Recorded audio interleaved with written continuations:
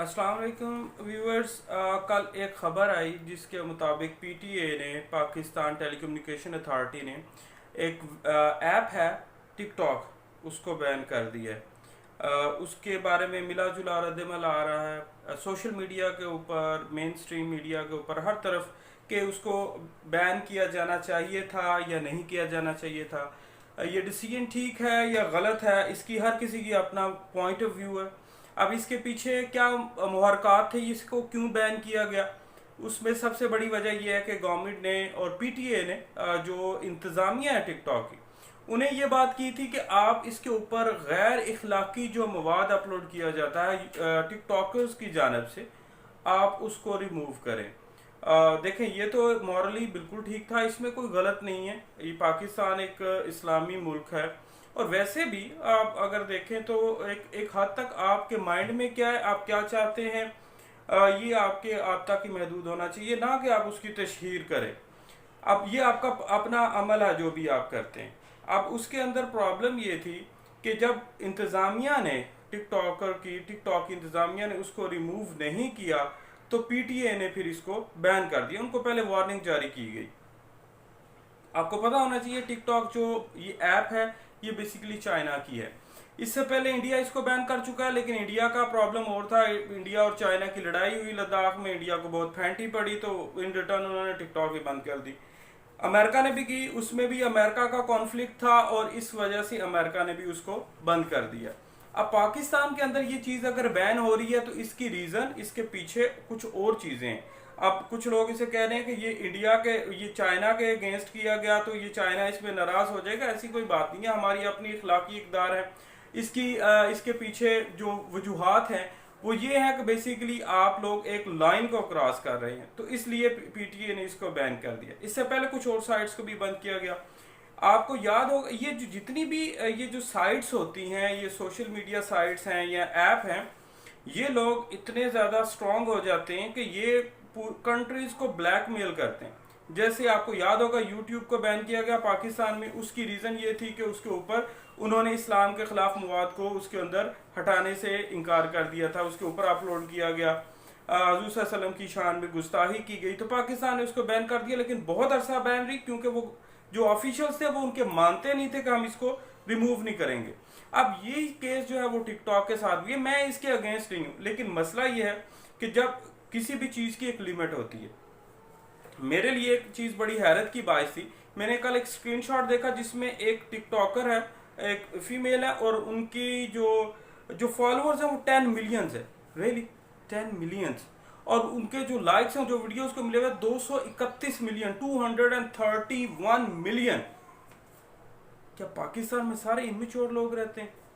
क्या मतलब उनके फॉलोअर्स क्या देखते क्या उसमें? वो कौन सी ऐसी आपको मालूमात फराहम करती हैं जो इतनी दुनिया उनको फॉलो कर रही है?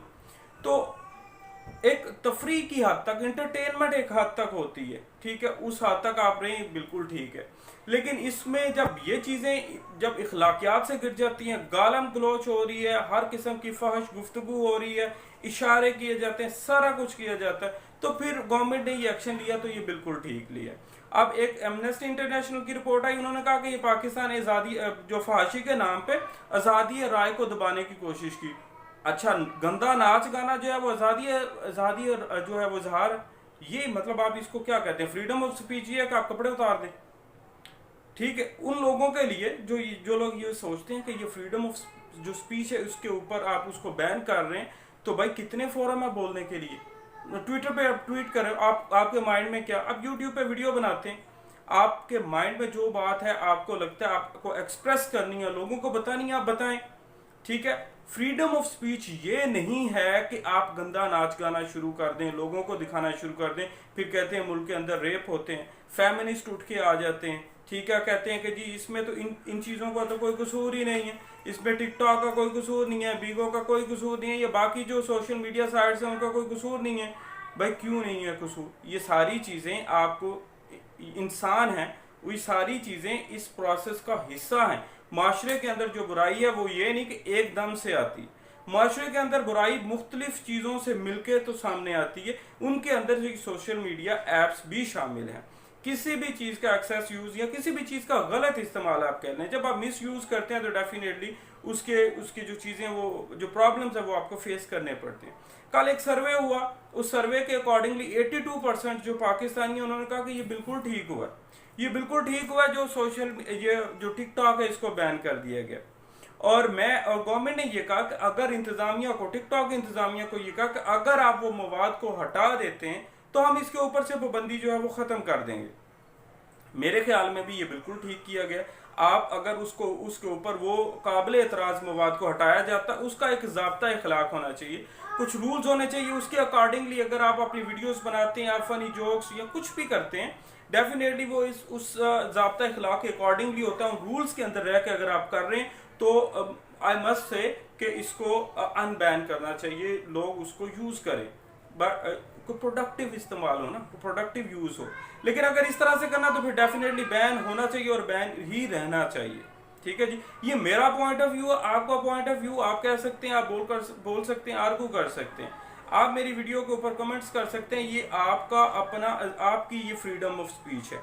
ये नहीं है कि मैं आपको बैन कर दूं या मैं आपको ब्लॉक कर दूं, कोई डेफिनेटली इसके ऊपर आप कह सकते हैं कि ये आप जो है वो फ्रीडम ऑफ स्पीच के अगेंस्ट है, ये आप दबाने की कोशिश कर रहे हैं। जैसे कुछ लोग करते हैं, वो कमेंट्स को ब्लॉक कर देते हैं, अपने पॉइंट ऑफ व्यू के लोग अपना पॉइंट ऑफ व्यू ना बताएं आपके अगेंस्ट, तो ये इसको कह सकते हैं आप। लेकिन ये नहीं है कि आप जो है वो आप कहें कि ये ऐप को बंद कर दिया, टिकटॉक को बैन कर दिया तो ये फ्रीडम ऑफ स्पीच जो है वो उसका गला घोंट दिया। मेरे भाई ऐसा नहीं होता, आप लोगों को खुद सोचना चाहिए। क्या टिकटॉक के बैन होने से, टिकटॉक बैन होना इतना ही बड़ा मसला है जितना छोटे बच्चों का 2 साल की बच्ची का रेप होना जो है वो मसला है? मुल्क का सबसे बड़ा मसला जो है वो सिक्योरिटी है। सिक्योरिटी प्रोवाइड करनी चाहिए गवर्नमेंट को, गवर्नमेंट के इदारों को, बच्चों को, फीमेल्स को, इन सब को। लेकिन फिर ये भी सोचना चाहिए कि अगर आज इनसिक्योर हैं, आज रेप के केसेस बढ़ रहे हैं, तो उसके पीछे रीजंस क्या हैं। ठीक है, एक दूसरे को ब्लेम करने से कुछ नहीं होगा। अगर आप उसको पूरा स्टडी करें, पूरा स्टडी करके तो आप नतीजे पे पहुंचे, तो डेफिनेटली आपको पता चलेगा उन सारे मुहरकात में एक ये भी है। ठीक है जी, ये मेरा आर्गुमेंट है, आपका क्या, आप मुझे बता सकते हैं, आप कह सकते हैं, ये आपकी फ्रीडम ऑफ स्पीच होगी। ठीक है जी, please if you want to if you like my video और if you want to, you can subscribe my channel. Thank you so much for watching me. अल्लाह हाफिज।